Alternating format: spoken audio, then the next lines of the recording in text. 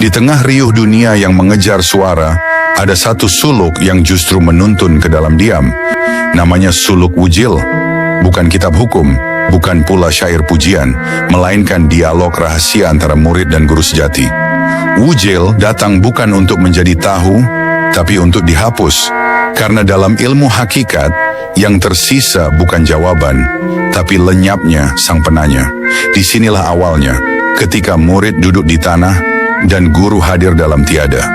Beginilah dimulai suluk Wujil, bukan dengan takbir, bukan dengan sanjungan, tapi dengan seorang murid yang duduk di tanah. Namanya Wujil, bukan wali, bukan raja. Ia kecil, dan justru karena kecil ia bisa menghadap. Ia tidak menghadap kepada guru biasa, tapi kepada Ratu Wahdat. Bukan gelar dunia, tapi gelar dari yang telah melebur dalam Tuhan. Wahdat, kesatuan segala wujud. Di hadapannya, Wujil tidak duduk di kursi, tidak pula berdiri. Ia bersimpuh di tanah, di bawah telapak kaki Sang Mahamuni, yang tidak berbicara dengan lisan, tapi dengan kehadiran yang membungkam.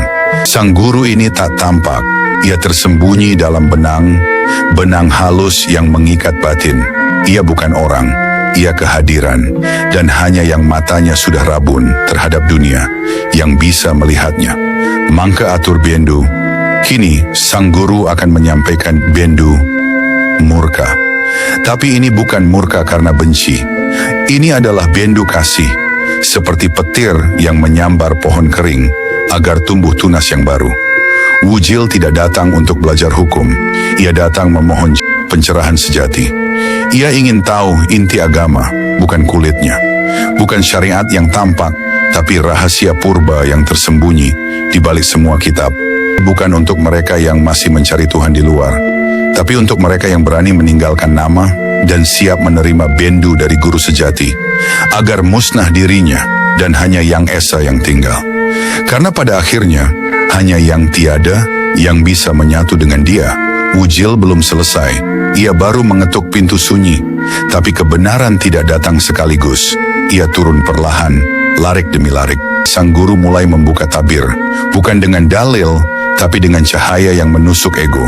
Jika jiwamu belum lari dan hatimu belum takut untuk lenyap, maka lanjutkan perjalanan. Hari itu, hutan diam.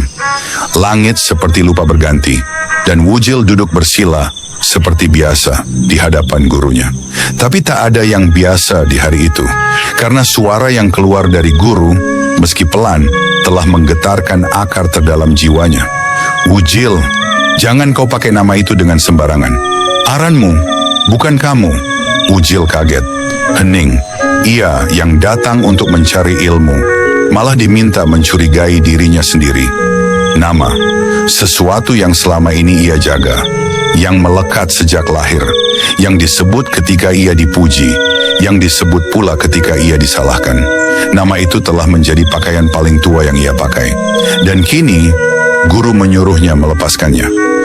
Kau memakai nama tapi lupa bahwa itu bukanlah dirimu. Larik ini seperti tamparan, bukan di wajah, tapi di kesadaran.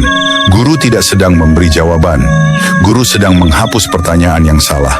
Karena selama engkau masih bertanya, siapakah aku? Dan menjawabnya dengan nama, maka sejatinya engkau belum bertanya. Wujil menunduk, ia merasa lepas. Tapi bukan lega karena yang lepas adalah pondasi egonya sendiri. Ia mulai sadar, diri yang selama ini dibela, disebut-sebut, diingat-ingat, ternyata bukanlah dirinya, melainkan sekadar bunyi yang diwariskan turun-temurun, seperti topeng yang dipakai terlalu lama hingga lupa bahwa itu topeng. Dan sejak saat itu, ia tidak lagi mudah menjawab panggilan.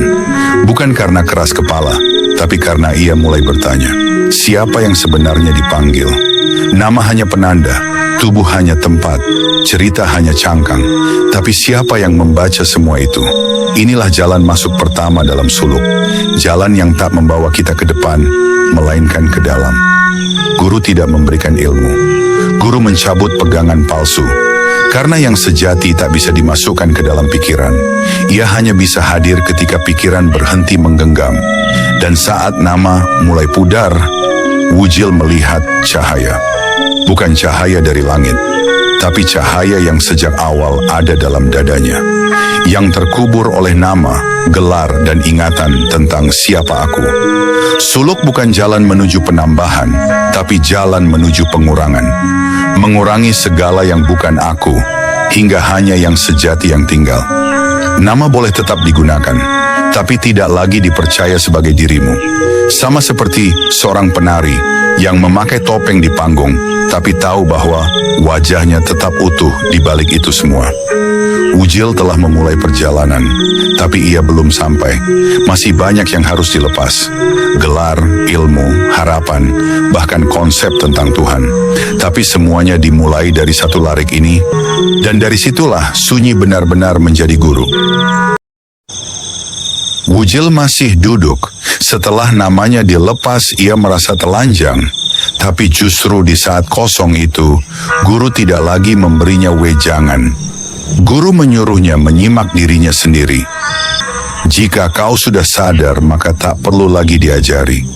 Suluk ini mulai menguak rahasia besar, bahwa guru sejati bukan di luar, melainkan di dalam kesadaranmu sendiri. Ujil mulai bertanya dalam diam, jika tidak diajari, lalu bagaimana aku tahu? Guru hanya tersenyum, karena yang sejati memang tidak bisa diajarkan. Ia hanya bisa disingkap dari dalam. Ilmu sejati bukan datang lewat suara, tapi lewat rasa yang muncul saat pikiran diam. Kang Ruhanira dari guru Kang sejati. Pengetahuan dari dalammu sendiri adalah guru yang sebenarnya. Di dunia luar banyak orang memburu guru demi guru, mencari yang paling hebat, yang paling fasih, yang paling banyak gelar dan kata-kata. Tapi semakin tinggi nama sang guru, semakin bising pula telinga muridnya.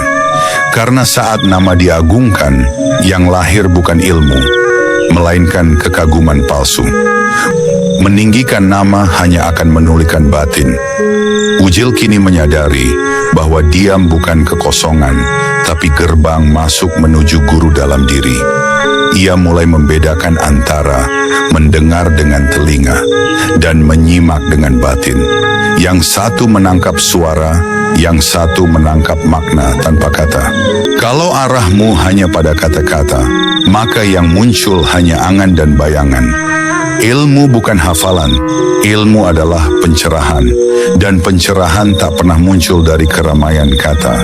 Ia lahir dari keheningan rasa. Ujil akhirnya paham, guru bukan orang. Guru adalah kesadaran yang bangkit dari sunyi. Dan suluk bukan tentang tahu banyak, tapi tentang melepas banyak agar yang tersisa hanyalah yang sejati, yang diam, yang hadir. Jika engkau telah melepaskan tubuh, maka jangan lagi menganggap segalanya sebagai dirimu. Sebab tidak ada lagi aku di sana, yang ada hanyalah yang menyadari. Setelah kesadaran menyelimuti, setelah sunyi mengajarkan yang tak bisa dikatakan, sang guru mengajarkan satu langkah terakhir sebelum masuk ke dalam hakikat. Melepaskan raga dan menghancurkan aku. Tubuh ini bukan dirimu. Ia hanyalah pakaian, kendaraan, yang suatu saat akan ditanggalkan juga. Dan ketika engkau benar-benar sadar bahwa tubuh hanyalah bayangan, maka yang tersisa bukan lagi orang. Bukan lagi tokoh, tapi kesadaran murni, tanpa bentuk, tanpa batas. Jangan lagi merasa bahwa yang kamu lihat adalah milikmu, atau bagian darimu. Jangan lagi mengklaim, aku berpikir, aku merasakan, aku yang tahu. Semua itu hanya permainan pikiran. Begitu engkau menyingkir dari raga, tidak ada lagi yang bisa disebut aku. Inilah yang ditakuti banyak orang. Kehilangan identitas, kehilangan peran, kehilangan nama, kehilangan perasaan memiliki. Tapi justru di sanalah kebebasan abadi berdiam. Ketika tidak ada lagi yang mengaku sebagai pemilik hidup, yang ada hanya hidup itu sendiri, mengalir tanpa pemisah, tanpa penghalang. Dan satu-satunya yang tetap menyaksikan itu semua adalah kesadaran itu sendiri. Ia tak bersuara, tapi ia hadir. Ia tak memerintah, tapi ia membimbing. Kesadaran adalah saksi dari segala yang terjadi, bukan untuk dihafal, bukan untuk disembah, tapi untuk dihidupi dalam diam yang tak butuh penjelasan.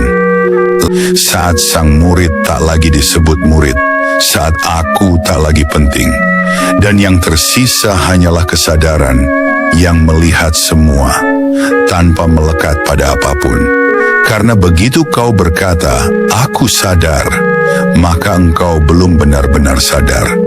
Tapi ketika semua kata hancur, maka kesadaran menyala sendiri. Ketika aku telah lenyap dan yang tersisa hanya kesadaran, maka tak ada lagi yang perlu dicari. Tapi perjalanan wujil belum selesai.